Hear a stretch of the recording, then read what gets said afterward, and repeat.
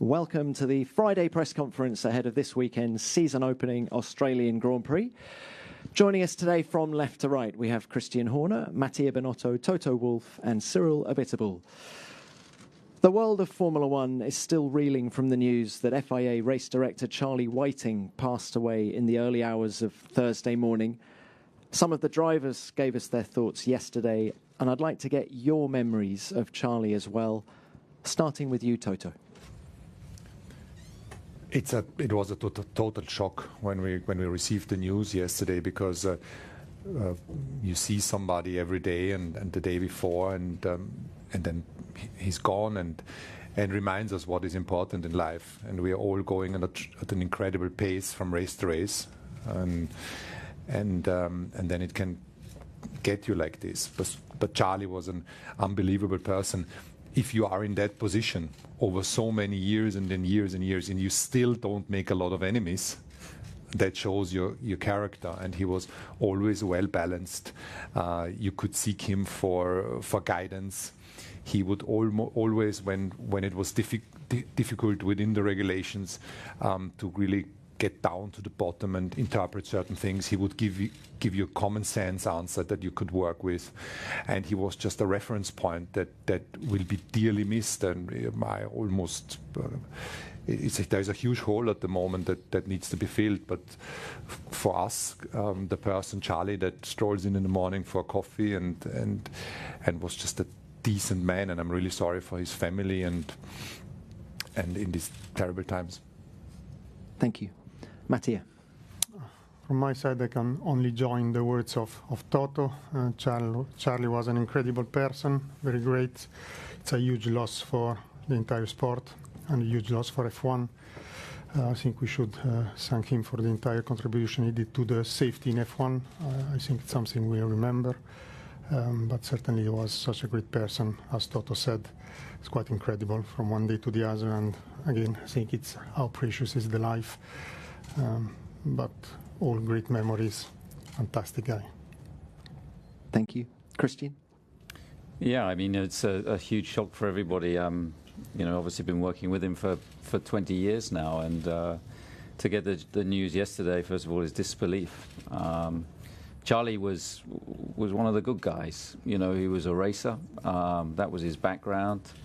When you spoke to him about his days at Brabham working for Bernie, there was always a smile on his face. He knew all the tricks in the book, and that made him the ideal guy to become poacher turned gamekeeper when he took on the role with the FIA, and he handled that role. I mean, a tremendously difficult role with great balance and diplomacy in some incredibly difficult situations. And he was one of those guys that went under the radar, but what he contributed to this sport was enormous. From a safety point of view, from what the sport is today. And I think there's a huge debt of gratitude owed to Charlie for what Formula One is today, the safety, the lives that his action actually saved. The way that these cars are now, and the safety record that they now have. So it's a huge loss to Formula One, a tragic loss for his family and for his friends, for his for his young children as well. And all our thoughts and wishes are with his families and friends at this very difficult time. Thank you. And Cyril. Well, difficult to add. Obviously, it's clearly a shock. I think the paddock went silent yesterday when the news started to spread. It's a strange thing to learn such a thing at that moment and into the environment of the paddock, where unfortunately or fortunately the show needs to go on. It's just amazing what he has been able to experience, the 20 years of evolution of Formula One. Just remember what Formula One was 20 years ago, and yet he's been capable of staying on the top of all the tricks, loopholes, ideas, constructive interpretation of the regulation with a balanced judgment and integrity, and being capable of, frankly, avoiding, making sure that all the ship will stay in Formula One, despite all the risk associated to interpretation of regulation, and showing that you can conciliate being quiet and balanced and authority, and no one would challenge his authority. It's a huge loss, but indeed the show must go on.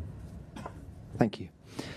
Well, Cyril, if I could stay with you now, just a couple more questions. We've had winter testing. We've just had the first free practice session of 2019. Just give us a progress report on Renault, and in particular how Daniel Ricciardo's bedding in. Well, there's been the winter, there's been the pre-season testing, and there is FP1. So first, I'd like to remove FP1 from the answer because it was a bit of a scrappy session with some reprogramming of the tags that took away some precious track time, as we had to test a number of items. So obviously, a lap time is not really representative. But anyway, there won't be any lying or explanation on Saturday. So let's wait Saturday and Sunday. Progress report is, we know that we have a huge gap ahead with in our attempt to reach the top 3, which obviously has to be the midterm target in 2021 fight for wins. We are in that journey. So much has been done already. So much needs to be done, and good progress in particular on engine side. And as Enstone is still completing his transformation, and is striving to build a chassis that can win some race in the years to come. Daniel, fantastic addition to the team. I mean, in summary, he's inside what he looks from outside, and is making already a fantastic contribution to the team. Thank you, Cyril. Christian, coming to you, same question to you, really. How's progress with the Red Bull Racing Honda package? Yeah, we've had a promising winter. It's been interesting working with Honda. It's been extremely collaborative. Obviously performance is difficult to read through pre-season testing, but reliability has been strong, and I think we turn up here in Melbourne, hopeful of a competitive season ahead of us. So, but it's only really when everybody pulls their pants down tomorrow in qualifying that you see where we're at. And a few words on Pierre Gasly. Yeah, Pierre's another product of the Red Bull Junior program, as Sebastian Vettel, Max Verstappen, Daniel Ricciardo, Carlos Sainz. He's another exciting young product that we've invested in, as a junior driver, he's in the seat because of the promise that he's shown, and obviously he's settling in. He's going to need a little bit of time to get up to speed, but he's a very quick racing driver, and we have high expectations of him in the future. Thank you, Christian. Mattia, coming on to you. You were the pace setters in winter testing. How confident are you coming to this first race? Not confident at all. I think that winter testing is not qualifying, it's not racing environment. You never know how the others are running. I think it's, as we said, very difficult to assess the performance. I think we are simply focused on ourselves. We got our own programs there. 8 days intense, very little time to prepare for Melbourne. By the time that you finish the testing, all material is shipped directly to Melbourne.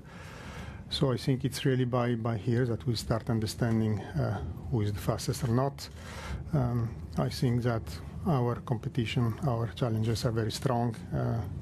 These guys on my left have won the last championships, and I think they are still somehow the team to beat. And honestly, I think that on our side, really focus on ourselves step by step, try to improve, and try to be as fast as we can. And Mattia, can you tell us a little bit about your new role? You've been promoted to team principal over the winter. How much time do you dedicate to technical matters now? I think of the technical matters still probably the highest priority. The car needs to be fast, and the rest will follow somehow. So obviously it's still my main focus. It's still, let me say anyway, it's the main focus of a team. I think the technical is where you've got your main of your activities and main where you're putting your effort. So it's true that there are few more things to be done and to deal with, but technical is still the main priority. Thank you, Mattia. Toto, coming on to you. It was pretty difficult to read Mercedes' program, really, in winter testing. What's your summary? Yeah, also difficult to read for us. We hit the road and it wasn't great. Then we brought a substantial upgrade package to the second test, and slowly but surely started to understand and learn and put the dots together. And at the end, it was a quite decent end of testing. But like Matthias says, the teams were lap time wise very close together, but very few kilograms of fuel can make you look very good or less good, and that's why pens down on Saturday. This is the first real benchmarking this year. Well, Lewis was in very confident mood when he was in the press conference yesterday, fastest in FP1 as well. What about Valtteri? What sort of form do you see in him? Valtteri had a decent first session today. We tried a few things on his car, and the absolute lap time would have been quicker if he would have pushed for a quicker lap time. He came back very strong from the winter, did some rallying, rediscovered the joy of driving. I heard that yesterday he said he got drunk a few times to forget. So it's a good start. And I expect Valtteri to be the strongest this year, the strongest Valtteri Bottas that we've seen. Thank you, Toto. Let's open this up to the floor now, and please remember to give your name and publication. First question, please. John McAvoy, Daily Mail, Toto. Lewis does various things, has various distractions, as some call them, or hobbies that he's involved in. Skydiving and things like that, does that put the wind up you? Do you have any rules and regulations? Do you need to speak to him, or do you say, Lewis, just get on with it? Well, of course, I'm always worried, and we had a laugh last year because I couldn't get hold of him and couldn't get hold of my chief strategist and one of the race engineers, and found out they were racing motorbikes in Jerez and nobody would pick up the phone. And then they were a bit apologetic. But Lewis is not a 18 or 19-year-old young man anymore. He's a 5-time world champion. He knows exactly what works for him and what doesn't. All these activities, in my experience, are not a distraction, a negative distraction, but on the other hand, something that he enjoys doing. Some things are just a hobby, like sports. Others are more of a passion, like the fashion business. And every time he's able to decompress from motor racing, he comes back stronger. And we mustn't be judgmental. Some people go on a meditation seminar to India, others do skydiving, and others are out for the ladies. And so just let's accept how everybody is, and he has justified and shown that he is one of the best out there. Thank you. Next one, please. Christian Mehnert, motorsportmagazin.com. Question for Mattia. Did you investigate the rim failure from the Barcelona testing any further? Because last time you spoke, you weren't quite 100% sure what happened. Yeah, certainly we investigate. I think we still do not have a full picture or full understanding or certainty on what happened. But we put a lot of actions in place, and we are pretty sure that with the actions we put in place, somehow we have covered, or we are safe for the next running. So we are still doing some checks while running, making sure that we have the full picture of what may have happened. But let me say that we feel safe, and we feel that we have addressed the issue. Thank you. Next one. Scott Mitchell from Autosport. A question for all four, really. The affiliation between some of the bigger teams and smaller teams has been in focus the last couple of years. We've seen the likes of Haas use the regulations to good effect. Red Bull and Toro Rosso are obviously closer aligned this year. With F1 moving towards possible resource restrictions and things like that, is there a danger that it was going to become essential for big teams to have these affiliations with smaller teams? Christian, why don't we start with you?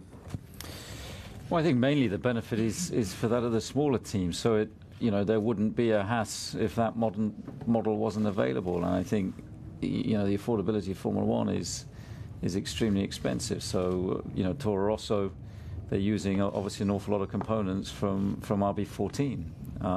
So it's effective from them within the non-listed parts that they're permitted to do. So they don't have to have the design resource, the R&D infrastructure. So therefore, the cost for them to go racing is affected by that. And I think that there's ultimately a sensible offset between needing to be a full-blown constructor team and being able to acquire those non-listed parts. So personally, we don't have an issue with it, and actually feel that for the smaller teams, it's been demonstrated that it's cost effective and works.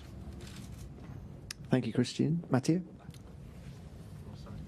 Fully aligned with Christian. I think that the AS model has shown how good it is for such a team, and I think at the end it's a good thing for F1.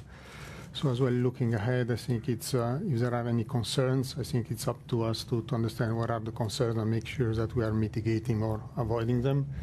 But I think that the model in itself is the right model. Thank you. Toto? Nothing to add to what the two said. Cyril? Well, obviously in a bit of a different position here. I've mentioned that on a number of occasions. Frankly, I mean, we could be spending hours to discuss about that topic, but it's already a challenge for a team like us to compete against that top three teams who have something like 30 to 40% resources more than we have. But if now they are capable of combining their resources with other teams or getting the benefit of synergies within the scope of a budget cap, that's a problem. That's a problem for us. That's a problem for at least two other teams in the field, and I don't want to talk for them.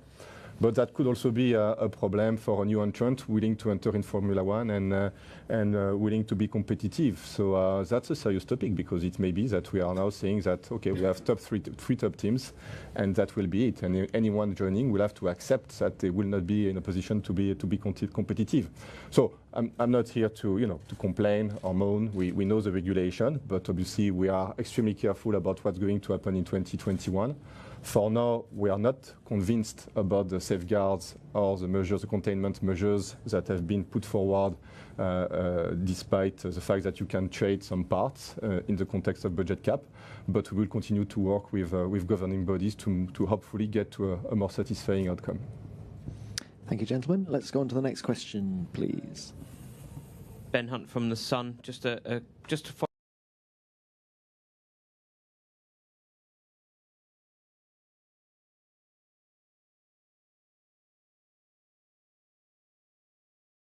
thoughts.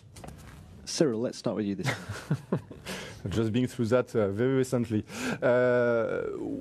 Well, there's different type of contract. It's mainly, I guess, an insurance and a financial topic, because there is a way that you're managing the relationship with your drivers, and there is a what-if scenario in case something bad occurs. So without disclosing any confidential arrangement, I think as far as we're concerned, it's a bit like Toto. We have two mature drivers who know what they should be doing and should not be doing. So it's pretty much their call to decide, but obviously the financial consequences can be on their side if they commit something that causes that they are not in a position to honor their obligation anymore. So I would say that the generic, maybe for younger drivers, you would want to have more control on what he does. That's what I've seen in previous life. But yeah, that's the situation. Thank you. Toto, we've had your thoughts. So, Mattia. You know that contracts are written, are in place just for discussions. So I think what's more important is to have the right relationship with your drivers, making sure that they understand, they are sensible, but these guys are professionals, so there is nothing that really you need to tell them. They understand pretty well what's the danger, what's the risk, and they are behaving well. Thank you. And Christian? Well, we're Red Bull at the end of the day, and, no risk, no fun. So we don't actively encourage our drivers to go and take a lot of risks, but they've got to live their lives and have some fun along the way. So it's great to see that our drivers take that seriously. We sent them surfing the other day, and Max Verstappen actually demonstrated, obviously, restraint, where he was nervous to get on a surfboard for fear of being eaten by a shark. Despite nobody being eaten by a shark on that beach since 1963 or something. So, obviously, I think it's an important thing that they take care of themselves, but it's good for them to enjoy and experience other activities. Thank you, Christian. Next question. Richard Bailey from motorsportmate.com. Today, around the world, we are seeing millions of school students walking out and staging a protest against government inaction to tackle the threat of climate change. Formula One sits at the pinnacle, being able to demonstrate through its technical advances the positive impact that this can have in terms of fuel burn and energy regeneration, yet the message doesn't seem to be cutting through as effectively as it could. What more can the sport's key players do to drive this message to the next generation? Christian, let's start with you this time. Well, I think actually the efficiency of these engines are so understated. The fuel economy that these engines are achieving is mind-boggling. So actually, what Formula One is managing to do in terms of furthering this technology is truly impressive. And I think it's a message we need to get across more. I mean, we've all come here on aeroplanes, or most of us from across the world, and been burning fuel at 38,000 feet, which is obviously a far bigger carbon footprint than anything that's going on, in Melbourne this weekend. But I think in terms of the messaging that Formula One is achieving, I think it should be praise the technology that the manufacturers have brought in through these engines, and the economy that's now being achieved is quite phenomenal. Thank you. Mattia, your thoughts? I think really not much to add. It's we need to communicate it better. I think what is good is when you see that such technology will be transferred into the automotive, and certainly our, let me say, turbo compound MGUH technology at the moment is of interest of the entire automotive. So I think it's again showing how F1 is on the edge of the technology, and in this case pushing really the green message ahead. So it's down to us really to explain it and making sure it's happening. Thank you. Toto? I think there's more the macro picture than the micro picture for us.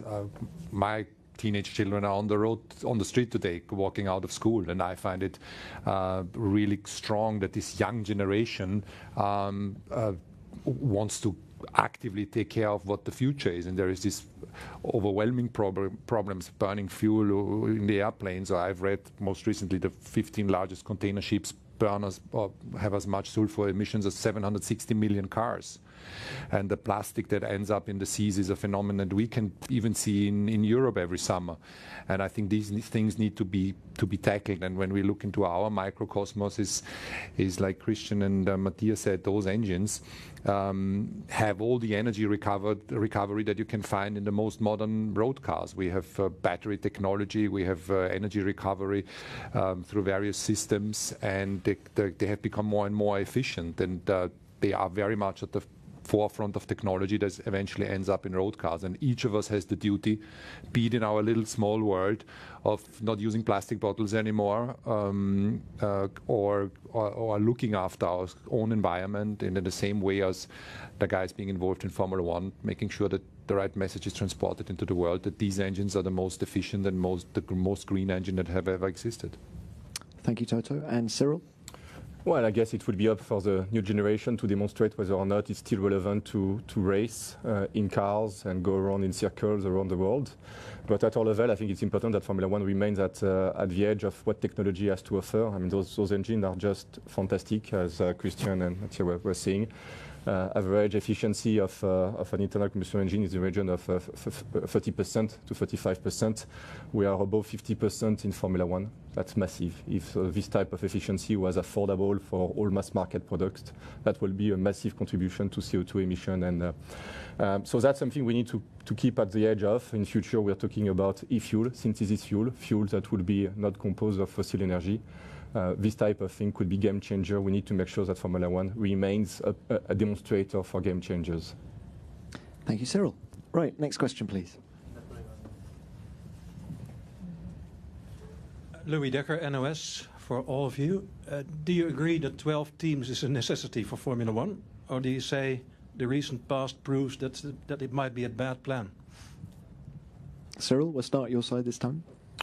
I think what's important is number of teams that are competitive and that can really directly contribute to the show and can pretend that you can be expecting to win. That's what you want. But if there is a business model that is sustainable for 12 competitive teams, I think that should be what's been looked at. Thank you. Toto?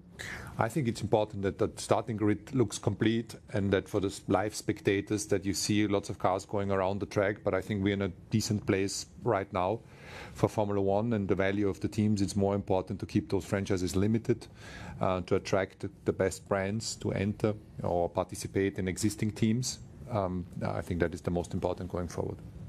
Thank you. Mattia? Not much to add. I think what they said is good enough. Okay. And Christian, anything from you? Yeah, I always go quality over quantity. I think we've got 10 teams that are in pretty decent health at the moment compared to previous years. And I think as we've seen when the grid is expanded, none of those teams that came in a few years ago are still here today. And, Formula One, the cost of entry is so high. It's virtually impossible unless you're an OEM or multi-billionaire, and sometimes not even that's enough. So I think that we've got a good balance at the moment. I would prefer that we look after what we've got than and have good quality and a closer grid than just inviting more entries for the sake of filling the grid shot and being more cars to lap. Thank you. Right, next one. Roger Byron from Beyond the Racing Line. Have any of you seen the Netflix series Drive to Survive yet? And if so, what are your thoughts on it? And furthermore, what are your thoughts on a closer look for fans on more of the inside of the workings of Formula One? Well, who has seen the Netflix film? Christian, have you seen it? I see. I'm really looking forward to season 2. I think there may be a fight between maybe between Cyril and Toto this season. But no, I think the Netflix thing. It was an interesting project. I think it shows a glimpse behind the scenes of Formula One. I think it's had huge interest from what I understand, because it's not just about obviously what's going on track. So it shows glimpses of behind the scenes action, and I think it's reaching a new market, which is important. I think particularly in the US as well. Yeah, I think it's a different side of Formula One, but certainly interesting. Thank you. Who else? Cyril? I think the bottom line is that it's a good thing for Formula One. A number of people have talked to me about Formula One for the first time and never talked about Formula One, so it's definitely reaching a different type of consumers or fan group, which is good. Did I like everything that I saw in it? No. So I think it's important to have some form of disclaimer that it's a bit, although it's unscripted, it's a bit of fiction also. It's important also, given what's at stake in terms of brand reputation, that we don't confuse completely what's between information and entertainment. Thank you. Anything to add, Toto, Mattia? We obviously didn't participate for some reasons. I watched 3 episodes on the plane. I think I missed the most important one, the 4th, which is I thought that Cyril and Christian were actually friends, but then. There's some people that never watched Formula One that gave good feedback. There's a lot of fiction. People say that Günther Steiner is a decent guy. So he benefited from the series, and I think what it demonstrated is that Formula One has a huge Tourette's problem. The amount of blue language in that series, particularly, Günther. He every other word. Yeah, he's scary. He's seriously scary. Yeah, so I think it's a good promotion for Formula One. It's well done. It's obviously very, very intrusive in a certain way, but promotion is good. Okay, Mattia? Not seen it yet. Will do, but at least today I understand why these 2 guys are on the extremity of the table. So I'm looking forward. Well, it's a long flight back to Europe, Mattia. You can watch it then, the whole series. Next question, please. Mike Doodson. I'm British, which I mention because my country has resolved to liberate itself from the European Union. Some of you have already commented on the difficulties that this process is going to create for you. I wonder if things have got better or worse since then, and if you could mention some of the things which are going to present the greatest difficulties after March the 29th. Mike, is that a question to everybody? March 29th. To everybody. Christian, we'll start with you this time. Well, trying to follow what on earth is going on in British politics at the moment is rather difficult for all of us, and it's slightly embarrassing, you know, from the outside looking in at the way that politicians are acting, you know, within this whole process. I mean, the country obviously voted to leave, and there seems to be too much self-agenda that's being tabled at the moment. So there's almost a vote every day. Nobody's quite sure what the votes are for. We don't know whether we're delaying, we don't know whether we're staying, we don't know whether we're going. So if somebody could explain to me what actually Brexit did mean, that would be quite helpful, because, you know, at the moment there's an awful lot of confusion over it. So for us, the reality is it's business as normal. We'll wait and see what and if and when Brexit does happen, and when it happens, then we'll deal with it. But of course, you try and put as many what-if scenarios in place as you can to protect, obviously, the operation of your business. Thank you. Mattia? Pretty happy to know Maranello is in Italy. And obviously I can see that these guys are pretty worried, concerned, but I think that obviously Brexit is a concern not only for F1. And I think that we should look at the bigger picture rather than only that F1. But I may understand they're worried at the moment. Thank you. Toto? For some time I found it really tragic. But the tragic has somehow changed to real good entertainment. It's a new Netflix. Yeah, it's better than the Netflix thing, actually. You every evening I watch it's BBC.com and what they show from the House of Commons, and you're not quite sure whether it's a Monty Python thing or whether it's really happening. I would get in trouble there. I shouldn't talk about politics. But for us, we have 26 nations in our company, and it is a matter. We are living from the just-in-time principle of getting goods in and goods and people out. And if this were to be disrupted, that would be a problem, but I don't think that can happen. Formula One is the Silicon Valley of the UK, but there is many larger industry, the automotive industry, that would be massively impacted if there would be the so-called no deal, whatever. I don't know what no deal would actually mean.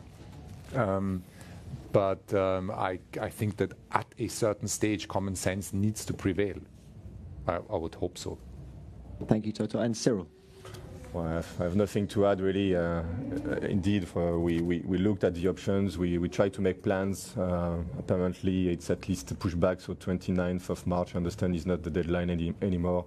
What really matters is, in particular, people, because we recruited massively, lots of nationalities. Also, we want to make sure that those people can stay where they are and that we can continue to invest in them. Thank you, Cyril. Thank you, gentlemen. That's all we've got time for now. Good luck this weekend, and a full transcript of this press conference will be available shortly at FIA.com. And a quick reminder, ladies and gentlemen, that we have a press conference coming up at 2:45 with Jean Todt, Chase Carey and Ross Brawn. That will take place in the press conference room.